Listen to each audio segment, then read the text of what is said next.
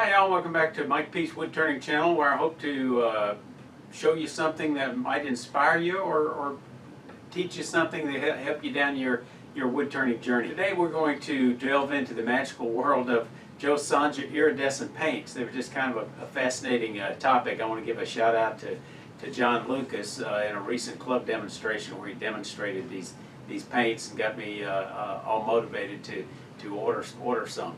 You may remember a video I did last year on lantern ornaments, and I got that idea from an article that John had written for Woodturning Fundamentals, an AAW digital publication. Another good reason to join AAW. I'm not an artist. I'm a left brain, detail-oriented, number crunching kind of guy. I never took an art class in high school nor in college. I did take a 2-hour drawing course while I was on cruise one time. The point I want to make is that even for us non-analytical, or for us analytical types, you can start learning things about form and continuous curve and golden ratio and what a pleasing form looks like. The point I want to make, though, is that your woodturning journey can progress in different directions, and you can take it away from just plain brown and round. Woodturning, again, I believe is a journey. It's a journey I've been on for a number of years, and it tends to start, your journey is probably going to be different from mine, but generally it starts with learning the basics of how to use the tool, what tool to pick up, how to sharpen your tools, and basic tool technique. Then it tends to progress to how do you sand and how do you finish? What kind of finish do you use on your pieces? And somewhere along the way we start learning a little bit about different kinds of wood. Green wood versus dried wood, imported wood versus domestic wood. We start learning how to process wood, and we start trying to figure out how do we make our turnings when we start with green wood. How do we minimize the cracking when the piece finally finishes drying? Then at some point in time, your spouse has put some of your turnings in every corner in the house and doesn't have room for anything else. You've given more than one wood turning to every friend and relative you know, and they're no longer as excited about getting one of your wood turnings as they were at one time. Your wood turnings may start backing up in your shop because you've gotten a lot faster at turning them. For me, this is probably about the time I started thinking more about embellishing, and it's everything from how do you maybe embellish your pieces by texturing. Maybe you learn embellishing techniques like pyrography, and you start making storyboards and learn a little about how to apply pyrography to your work. Maybe you start learning how to embellish with carving tools, either powered tools or hand tools, and again, back to making storyboards and how you can apply that embellishing technique to some of your turnings. You start looking at dyeing pieces. And for me, each one of those techniques was another fork in the road and another fun path. Today we're going to start talking about a particular embellishing technique using a special kind of iridescent paint by Joe Sonja, and we're going to apply that to the rim of a natural edge bowl. On this red oak natural edge bowl, the bark was coming loose, so I decided I'm going to try something different with the rim treatment. So I took a pair of pliers, plucked off the bark that I could. I'm just going to take a chisel. So I'm using a carving chisel and just clean off the bark.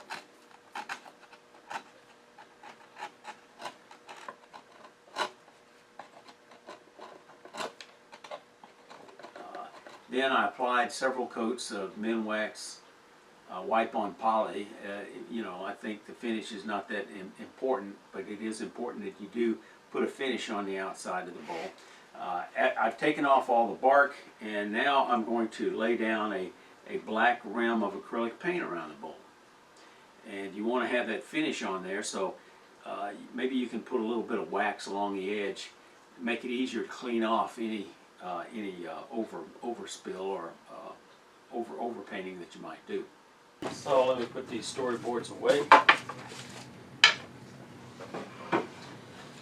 Now I'm going to start off with some acrylic paint. My wife's had, it's been around for a number of years. I hope it's still good.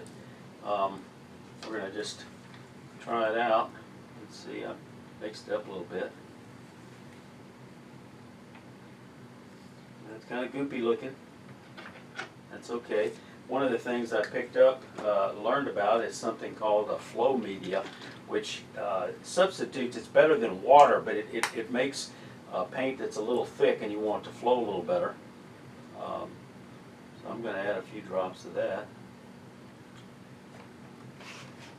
Find me a stick I can stir this up with a little bit.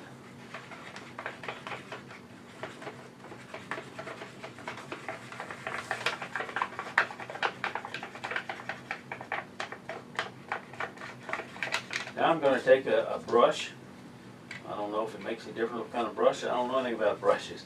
But we're just going to start painting a rim on here with this black rim with this acrylic paint.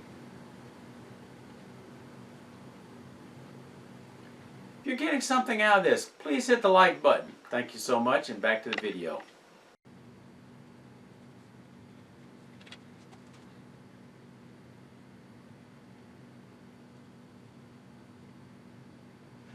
Okay, I've got the rim painted. Now while I'm waiting for that acrylic to dry, let me show you another technique that's similar to decorating along the rim of a bowl. And that's this bowl I did at a class at John C. Campbell Folk School, where we turned a OG bowl out of cherry, made a wide rim that's kind of a flat area with a little bead on each side. And then we used a gel, an acrylic gel from Golden, that you applied in there with a sponge, giving it a texture, and then when it dried, you put a black background, and then you use dry brushing techniques for different colors, and it makes for a beautiful finish. I was excited about it after that class, and I went and ordered some of this stuff, and it's been on the shelf for a number of years, as I've never made another one of these bowls, but I probably will. To get the texture on this acrylic media, you wind up picking up a few natural sponges, and you actually use these in the media to add a little texture. And I'll probably use some of these sponges maybe for this technique if I need to, although I think in this case, for this narrow border I'm going to be using, I think probably a brush will probably be all I need. One of the things I've learned over the years is you never take a project and apply a brand new type of finish to it without having done a little bit of playing around. So when I got these Joe Sanja paints and I was trying to figure out how to use them, I made this storyboard. And the thing that was intriguing to me, that these same paints, you can't even see back here, on plain light colored wood, they barely show up. They require a black background for them to really pop, for the iridescent colors to start showing through. And for that same storyboard, I used some of my metallic reactive paint finish to have samples of iron and bronze and copper. So making a storyboard is a good idea. Then after I did this, I actually did use it on, just to play around with it, on these birdhouse ornaments. It's interesting to me that these Joe Sanja iridescent paints have a white base, titanium oxide, and it's only when it dries against a dark background do the colors really pop. I'm going to start off with just using 3 basic colors. We'll see how that goes. I'm going to use blue, and you can use a paintbrush. Heck, if you got little acid brushes you keep in your shop, they'll probably work, because we're just going to dab on little spots. So I'm just going to put a little dab of this in this plastic and stir it up a little bit. I don't think it's necessary. And then we're just going to touch the rim in different places. Maybe smear it. Heck, I'm just playing with it. I don't know what I'm doing. And that's what a lot of this stuff is just having fun and experimenting, and see what you come up with.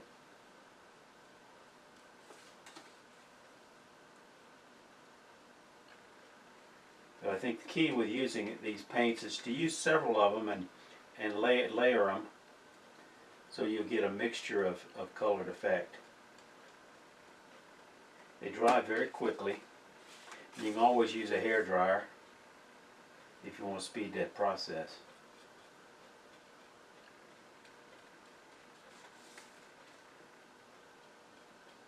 I didn't put any wax along the edge like I thought I might, but I'm not going to have any spillover with this particular process, I don't think, so I don't need to worry about cleaning it up. Wow, it's already starting to make some interesting color. Got just shimmery and shiny.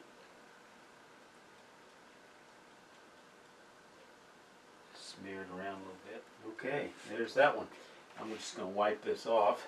Probably ought to clean it, but we'll see what happens. Next one I'm going to use is going to be violet. And I'll just use that on the same Pringles can lid. A little of this goes a long way. I'll have a link to this, Amazon affiliate link to this. You can get these at probably wherever art paints are sold, but they're inexpensive. You can order them off of Amazon using that affiliate link, and if you buy something, I'll get a small commission. How good is that? I'm just hitting more of the black areas now, where I missed it with the other one. And some overlap.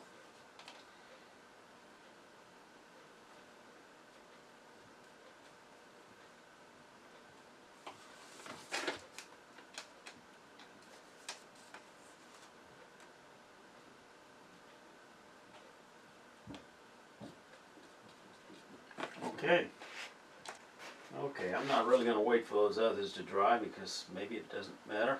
So the next color I'm going to use, and I think maybe my last color is going to be a little bit of gold. We'll see how that works out.